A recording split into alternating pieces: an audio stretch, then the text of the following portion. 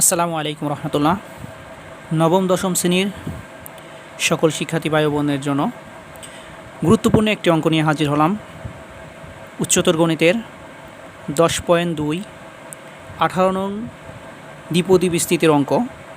যে অঙ্কটা প্রায় বেশিরভাগ স্টুডেন্টেরই সমস্যা, বুঝতে পারে না এবং বুঝতে পারলেও মনে থাকে না বা করতে পারে না। আশা করি একবার বা দুইবার দেখলে আপনার এই অঙ্কটা পুরোপুরি সমাধান করতে পারবেন। অঙ্কটা দুই একবার দেখবেন এবং দেখে খাতায় করার চেষ্টা করবেন। আসেন আমি অঙ্কটা বুঝাই আপনাদেরকে। দেখেন কি বলছে, a1 a2 a3 a4 যদি 1 + x⁴n এর বিস্তৃতির 4টি ক্রমিক পদের সহগ হয়ে থাকে, তাহলে প্রমাণ করো যে a1 ডিভাইডেড হচ্ছে a1 + a2 plus a3 divided হচ্ছে a3 + a4 সমান হবে হচ্ছে 2a2 ডিভাইডেড হচ্ছে a2 প্লাস হচ্ছে a3। এখন আমরা পুরো অঙ্কটা একটু আপনাদেরকে সমাধান করে দেখাই। দেখে এই যে আমাদের দ্বিপদী বিস্তৃতি আছে হচ্ছে 1 + x⁴ কত n, এইটাকে আমরা দ্বিপদী বিস্তৃতির সূত্রে ফেলাবো আগে। তাহলে আমরা কি করছি দেখেন, 1 + x⁴n একে দ্বিপদী বিস্তৃতির সূত্র করছি। n এর ফ্যাক্টোরিয়াল 0 বার, প্রথমে 0 বার ফ্যাক্টোরিয়াল 1 এর পর n x⁴0। আমাদের প্রথম পদের মান একটা করে কমতে থাকবে এবং দ্বিতীয় পদের মান একটা করে বাড়তে থাকবে, আমরা দ্বিপদী বিস্তৃতির সূত্রে পড়ে আসছি। তাহলে nকে 0 বার নিচ্ছি, 1 এর পর n x⁴0। তারপরে nকে একবার নিচ্ছি, 1 এর ফ্যাক্টর n ফ্যাক্টোরিয়াল 1।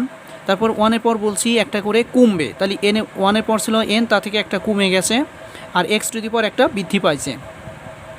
তারপর আবার n + 2, 1 এর পর একটা কমে গেছে n - 2, এখানে -1 ছিল তাই এখানে আরেকটা কমে গেলে -2 হবে, আর এখানে x⁴2। তারপরে n ফ্যাক্টোরিয়াল 3, 1 এর পর আরও একটা কমে যাবে, তাহলে প্রথমে একটা কমছে, তারপর -2টা কমছে, তারপর -3টা কমছে। আমরা জানি মাইনাস যত বড় তত মান একটা করে কমতে থাকে। তাহলে n-1 এর পর n-3 এবং x⁴3। এটা হচ্ছে আমাদের কয়টা পদ হলো? 4টি পদে। যে আমাদের প্রশ্নে বলে দিয়েছে 4টি ক্রমিক পদের সহগ হয়ে থাকলে, তাহলে 4টা পদে যে প্রথম একটা পদ, দ্বিতীয় পদ, তৃতীয় পদ, চতুর্থ পদ, আমরা 4টা পদ নিচ্ছি। এরকম যদি আমাদের আরও পরপর 4টা 5টা 6টা 7টা পদ বলতো, তাহলে পরপর আমরা আরও পদগুলো নিতে পারতাম, এর জন্য ডট দিয়ে রাখছি।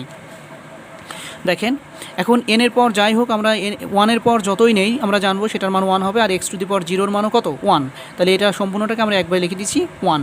এখানে nকে একবার ফ্যাক্টরিয়াল করলে n, আর 1 এর পর আমরা যাইনি তার জন্য 1, আর x⁴1 মানে x এর পর 1 মানে x। তাহলে আমরা একবার লিখে দিচ্ছি যে nকে ফ্যাক্টরিয়াল করলে হচ্ছে n, 1কে যতই মান নেই ততর জন্য 1, আর x⁴1 আছে জন্য 1। তাহলে আমরা লিখে দিচ্ছি n1x।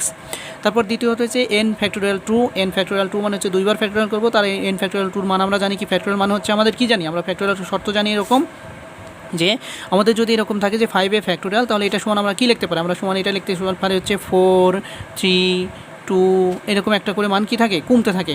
তাহলে আমাদের একটা করে মান কমতে থাকে, অর্থাৎ আমাদের প্রত্যেকটার মান একটা করে কমতে থাকবে। তো একটা করে যদি কমতে থাকে তাহলে আমরা এখানে কি করতে পারি, দেখেন আমাদের এখানে বলছে n ফ্যাক্টোরিয়াল 2, তাহলে n এর প্রথমে n এর ফ্যাক্টোরিয়াল 1 ছিল, তাহলে একবার নিচ্ছি n নিচ্ছি, তাহলে এখানে n এর ফ্যাক্টোরিয়াল 2 আছে, তাহলে দুইবার নেব, তাহলে n এর ফ্যাক্টোরিয়াল দুইবার মানে হচ্ছে n একটা মান ছিল তার থেকে একটা কমে যাবে, তাহলে n × n-1, প্রথমে একটা থাকবে তার থেকে একটা কমবে। অর্থাৎ আমি এখানে আবার যদি বুঝাই, তাহলে আমাদের এখানে প্রথম থেকে হচ্ছে 5 থেকে যদি 1 কমে যায় তাহলে এটার মান পাবো আমরা কত, 4। তারপর আমরা 4 থেকে যদি 1 কমাই দিই তাহলে এটার মান পাবো আমরা কত, 3, অর্থাৎ একটা করে কমবে। প্রথম মান তো আমাদের 5 ছিল 5, আর পরবর্তী একটা করে মান কমতে থাকবে। ঠিক আমি সেইভাবেই করছি, n × n-1 ডিভাইডেড হচ্ছে কত, 2 এর ফ্যাক্টোরিয়াল মানে 2, আর এখানে x 1 এর পর যাই দিই তার জন্য 1, আর x² জন্য x²। এখানে n3 এর ফ্যাক্টোরিয়াল, তাহলে n3 এর ফ্যাক্টোরিয়াল হবে কি, আর একটা কমে যাবে। আমি বলছি যে ফ্যাক্টোরিয়াল মানে হচ্ছে আমাদের মান একটা করে কি হয়, কমতে থাকে।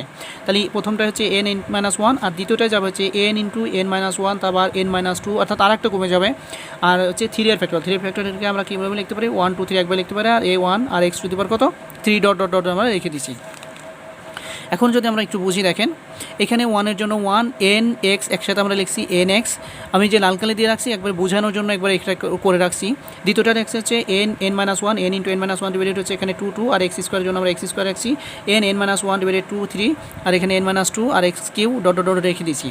এখন আমাদের বলছিল বামপক্ষ, আমাদের বামপক্ষে কী বলছিল, আমাদের বামপক্ষে বলছিল a1 প্লাস ডিভাইডেড হচ্ছে a1 প্লাস হচ্ছে a2 প্লাস a3 ডিভাইডেড হচ্ছে a3 প্লাস হচ্ছে a4কে দেখাতে হবে আমাদের ডান পক্ষ এবং বাম পক্ষে সমান কিনা। আমরা বাম পক্ষ আগে কাজ করি।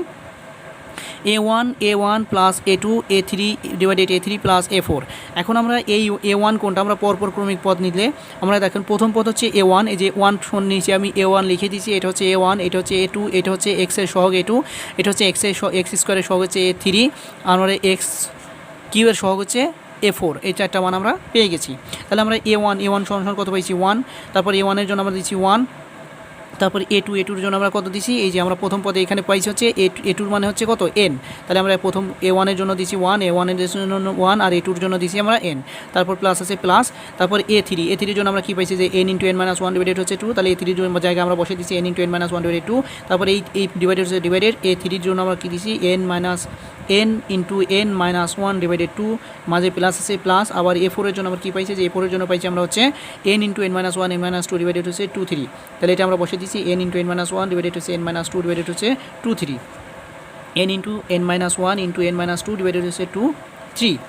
তারপর এখান থেকে আমরা কি পাচ্ছি, এটা আমরা যা আছে তাই লিখছি 1 রাখছি, n 1 প্লাস n, আমাদের এখানে প্লাস আছে প্লাস, এখানে আমরা কি করছি দেখেন n × n - 1 আমাদের উপরে মান ছিল, উপরে মান রেখে দিচ্ছি 2, এইখানে আমরা কি করব, এই যে এই দুইটা থেকে আমরা এখান থেকে আমি দাগ দিয়ে রাখছি, এইটা আর এটা কমন নিয়ে নিচ্ছি। দেখেন এই n × n - 1 এখানেও আছে, এখানেও n × n - 1 আছে, ডিভাইডেড 2 আছে, দুই জায়গায় একই মান আছে, এই দুই জায়গা থেকে আমরা কি প্রথমটা রেখে দিচ্ছি, এই দুই জায়গা থেকে আমরা কি কমন নিচ্ছি n × n - 1 ডিভাইডেড 2টা কমন নিয়ে নিচ্ছি।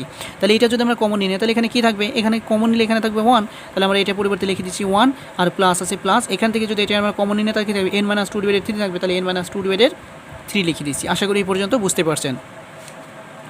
এখন কি করছি দেখেন 1 ডিভাইডেড 1 প্লাস n ইন্টু, এইখান থেকে আমাদের এই যে এই দুইটাকে কেটে দিছি n × n - 1 ডিভাইডেড 2 আর n × n - 1 ডিভাইডেড 2 উপর নিচে কেটে দিছি, তাহলে উপর নিচে কেটে দিলে উপরের মান কেটে গেলে কি থাকবে 1 থাকবে, তাহলে উপরের মানের জন্য আমরা 1 লিখে দিছি, আর নিচে এটা কেটে গেলে এখানে কিছু না, এই 1 আর এই যে n - 2 ডিভাইডেড হচ্ছে 3, n - 1 ডিভাইডেড হচ্ছে 3। তারপর এটা ঠিক রাখছি, এখান থেকে আমরা কি করছি এই যে 1 আর এই নিচে 1 ঠিক রাখছি, আমরা নিচেটাকে কি করছি লসাগু করলে এখানে 3 অক্ষে 3 প্লাস 2, এখানে 3 অক্ষে 3 প্লাস n মাইনাস হচ্ছে কত 2, এখন 3 থেকে যদি আমরা 2 বলি তাহলে এখানে কত থাকবে 1 থাকবে, আর আমাদের এই নিচে 3 থাকলে এখন এটাকে ভাগ অবস্থায় আছে, এটা যদি আমরা গুণ করে উল্টাই দিই তাহলে এই 3 উপরে চলে যাবে, আর এখানে থাকবে হচ্ছে আমাদের n বা 1 প্লাস n বা n প্লাস 1 একই কথা, আমরা এখানে লিখতে পারি হচ্ছে n প্লাস 1, আমরা n প্লাস 1 লিখছি। এইখান থেকে আমরা n প্লাস 1 বা 1 প্লাস nকে আমরা এখানে কেটে দিই, একটু n প্লাস 1 লেখার চেষ্টা করছি, দুইটা একই রকম রাখার জন্য n প্লাস 1 লিখছি আমরা। আর এখানে আমরা দেখো এখন লসাগু করলে n প্লাস 1 দুইটা থেকে আমরা একটা n প্লাস 1 নিয়ে নিচ্ছি, এখানে আছে 1 প্লাস 3 নিলে একবারে 4, তাহলে আমাদের 4 হয়ে গেছে। আমাদের রাইট সাইডে যেটা বলছিল, আমাদের রাইট সাইড বলছিল হচ্ছে 2a2 ডিভাইডেড হচ্ছে a2 প্লাস হচ্ছে a3।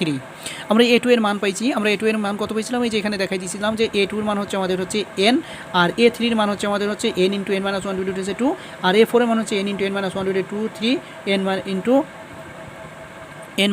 2। এটা হচ্ছে আমাদের a4 এর মান। আমাদের এখানে লাগবে কিসের মান, 2 এর মান, a2 এর মান আর a3 এর মান লাগবে, আমাদের 4 এর মান দরকার নাই। তাহলে আমরা পাইছিলাম হচ্ছে এই 2 এর জন্য 2 রেখে দিছি, আর যে a2 এর জন্য আমরা কি পাইছিলাম সহগ n, তারপরে a2 এর জন্য আমরা n লিখছি, আর a3 এর জন্য আমরা কি পাইছিলাম n × n - 1 ডিভাইডেড হচ্ছে 2। এখন এইখান থেকে এই যে n আর এই n, এই দুই জায়গায় n আছে, এই দুইটা n আমরা কমন নিতে পারি, তাহলে এই দুইটা n থেকে এই উপরে 2n লিখে দিয়েছি, 2n রাখছি, এই দুই জায়গা থেকে আমরা n কমন নিলে এখানে কি থাকবে 1 থাকবে, তাহলে 1 লিখছি, আর এখান থেকে আমরা n কমন নিলে বাকি থাকবে কি n - 1 ডিভাইডেড 2, n - 1 ডিভাইডেড 2। এখন এটাকে আমরা কি করছি, এই n আর n কেটে দিছি, তাহলে উপরে থাকলো কত 2, আর এখানে আমাদের থাকলো 1 plus n - 1 divided 2, n - 1 divided 2 আমরা এখানে একবার লসাগু করে দিছি, এই 2 কে লসাগু করলে 2, আর n - 1 ডিভাইডের জন্য n - 1 ডিভাইডেড হচ্ছে 2 ডিভাইডেড 2, এই 2 এখন যদি আমরা উল্টাই দিই যেখানে গুণ করে, এই 2 গুণন হচ্ছে 2, এই নিচে 2 উপরে চলে যাবে, আর n - 1 নিচে চলে আসবে, n প্লাস 1 নিচে চলে আসবে, 2 × 4 n প্লাস 1, তাহলে এখানে 2 × 4 n প্লাস 1, অর্থাৎ আমাদের এখানে প্রমাণিত, অর্থাৎ বাম পক্ষটা আমাদের যা আছে আমাদের ডান পক্ষটা সেম আছে, সুতরাং আমরা বলতে পারি এটা প্রমাণিত। আশা করি অঙ্কটা সবাই ভালোভাবে বুঝতে পারছেন। যদি না বুঝে থাকেন তাহলে কমেন্ট করবেন, আমি আরও যেখানে সমস্যা বুঝাই দেব। পরবর্তী যে অঙ্কগুলো সমস্যা আছে বলবেন, আমি পরবর্তী ক্লাসগুলো সমাধান করে দেব ইনশাল্লাহ। ধন্যবাদ সবাইকে।